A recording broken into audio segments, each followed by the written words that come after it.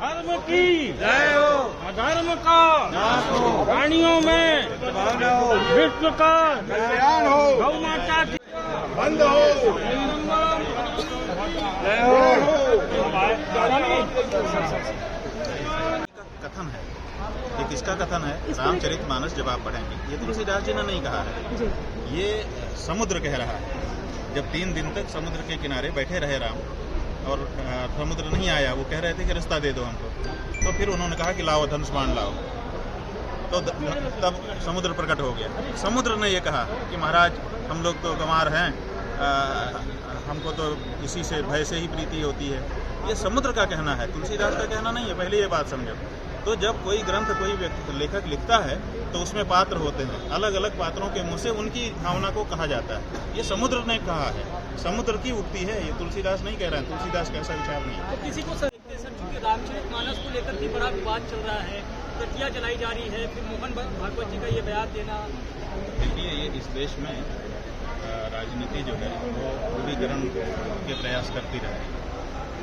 कई तरह से ध्रुवीकरण के प्रयास होते हैं। आप देखिए, पहले बीपी सिंह के समय में मंडल का मंडल नाम से आप लोगों ने इसी चीज़ को देखा था, तब भी जातियों को बांटने की कोशिश की गई। अभी फिलहाल इस समय धर्म के आधार पर गोलबंदी है, ध्रुवीकरण है। अब इसको खत्म करके कुछ लोग चाहते हैं कि जो बहुत बड़ा हिंदू समुदाय है, इस हिंदू समुदाय में 2 भाग कर दिए जाएं, अगड़े पिछड़े का, और फिर कोई अगड़े की राजनीति करे, कोई पिछड़े की राजनीति करे, इस तरह से सत्ता पर आसीन हो जाए। तो ऐसे नेताओं की इच्छा है, इसीलिए ये तो जो धर्म ग्रंथ है, धर्म ग्रंथ के बारे में बोलने का अधिकार धर्माचार्य को। अब उन्होंने कोई अनुसंधान किया होगा, उनसे पूछना होगा कि ये किस अनुसंधान के फलस्वरूप आपको ये जानकारी मिली है, और फिर वो जो बताएंगे उसी अनुसार ना हम बोल सकेंगे।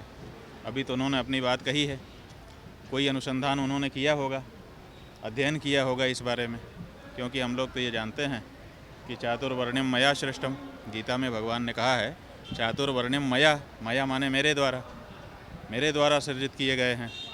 तो अब सवाल ये है कि वो किस अर्थ में कह रहे हैं, किस अध्ययन के आधार पर कह रहे हैं। उनकी बात जानने के बाद ही इस बारे में ज़्यादा कहा जा सकता है। ये जो बयान है उसको मौजूदा वक्त में किस तरह से देखते हैं सर? क्योंकि रामचरितमानस को लेकर भी बड़ा विवाद चल रहा है, प्रतियां जलाई जा रही है, फिर मोहन भागवत जी का ये बयान देना।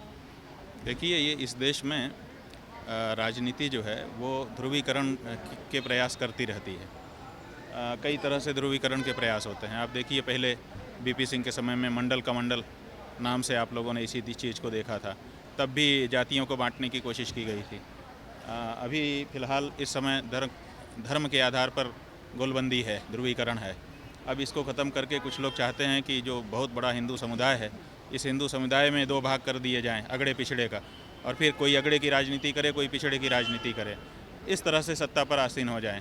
तो ऐसे नेताओं की इच्छा है, इसीलिए ये तो जो धर्म ग्रंथ है, धर्म ग्रंथ के बारे में बोलने का अधिकार धर्माचार्य को होना चाहिए, राजनीतिज्ञ को नहीं होना चाहिए। अब राजनीतिज्ञ जब धर्म के ग्रंथ के बारे में बोलता है तो आप समझ लीजिए कि धर्म ग्रंथ को मुद्दा बना करके, धर्म ग्रंथ का आश्रय ले करके वो राजनीति में काबिज होना चाहता है।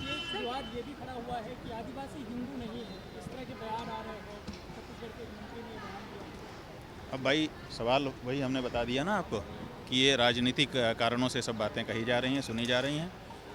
धार्मिक दृष्टि से ऐसी कोई बात नहीं है, किसी धर्माचार्य ने ऐसा नहीं कहा है, और धर्माचार्यों ने सदा जोड़ने का कार्य किया है, तोड़ने का कार्य राजनीतिज्ञ करते हैं, क्योंकि तोड़ करके माने बांटो और राज करो वाला एक सिद्धांत है जो अंग्रेज़ों के द्वारा हम लोगों को मिल गया है, और हमारे राजनीतिज्ञ उसी का अनुसरण करते रहते हैं।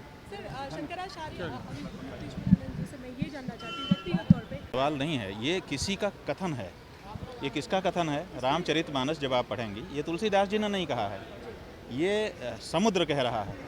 जब 3 दिन तक समुद्र के किनारे बैठे रहे राम और समुद्र नहीं आया, वो कह रहे थे कि रास्ता दे दो हमको, तो फिर उन्होंने कहा कि लाओ धनुष बाण लाओ, तो तब समुद्र प्रकट हो गया।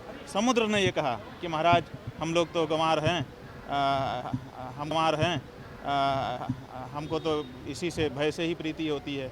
ये समुद्र का कहना है, तुलसीदास का कहना नहीं है, पहले ये बात समझो। तो जब कोई ग्रंथ कोई लेखक लिखता है तो उसमें पात्र होते हैं, अलग अलग पात्रों के मुंह से उनकी भावना को कहा जाता है।